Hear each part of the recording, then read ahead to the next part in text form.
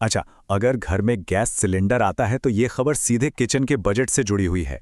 देखिए, हाल ही में ना एलपीजी की कीमतों से लेकर उसके नियमों तक बहुत कुछ बदल गया है और इसका असर हम सब पर पड़ने वाला है। जी हाँ, मार्च महीने से रसोई गैस का सिलेंडर और महंगा हो गया है और एक ऐसा बदलाव है जिसका असर देश के लगभग हर घर पर पड़ा है। लेकिन सवाल यह है कि दाम असल में बढ़े कितने हैं, और उससे भी जरूरी बात, आखिर ऐसा हुआ क्यों? क्या ये बस एक मामूली सी बढ़ोतरी है या इसके पीछे कोई बहुत बड़ी वजह है? चलिए इन्हीं सब सवालों के जवाब ढूंढते हैं। हम इस पूरे मामले को ना अगले कुछ ही मिनटों में बिल्कुल साफ साफ समझने की कोशिश करेंगे।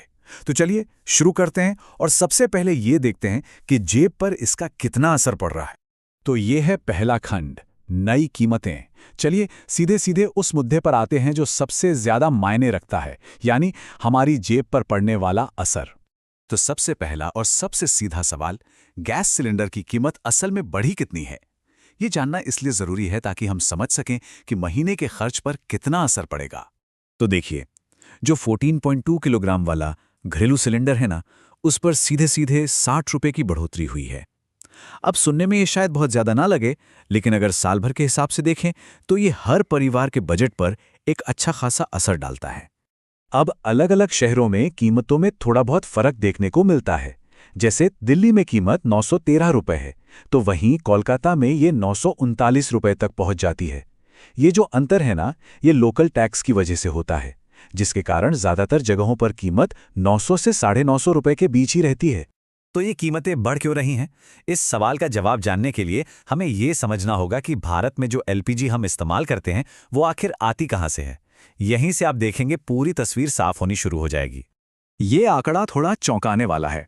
भारत अपनी जरूरत की 60% से भी ज्यादा एलपीजी दूसरे देशों से मंगाता है, मतलब इंपोर्ट करता है। इसका सीधा सीधा मतलब ये है कि हम अपनी रसोई गैस के लिए काफी हद तक विदेशी बाजारों पर निर्भर हैं।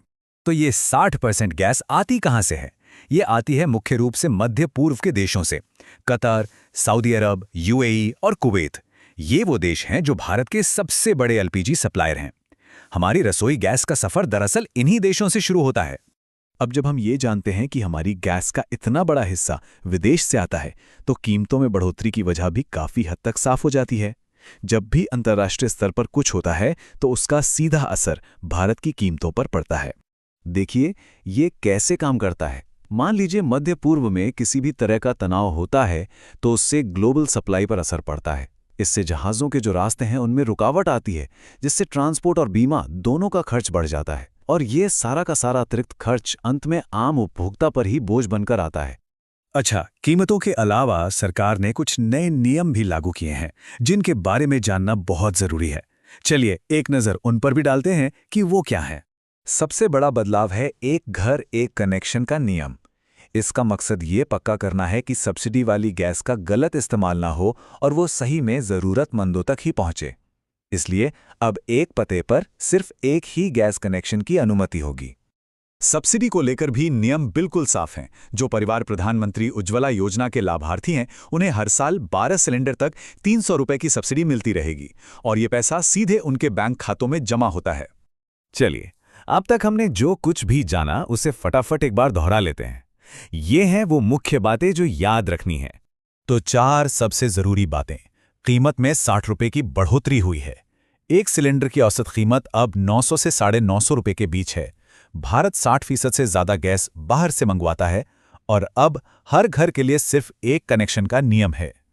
और अंत में एक बड़ा सवाल कि जब हमारे किचन की गैस की कीमतें अंतर्राष्ट्रीय बाजार पर इतनी ज्यादा निर्भर हैं, तो भविष्य में स्थिर कीमतें कैसे सुनिश्चित की जा सकती हैं?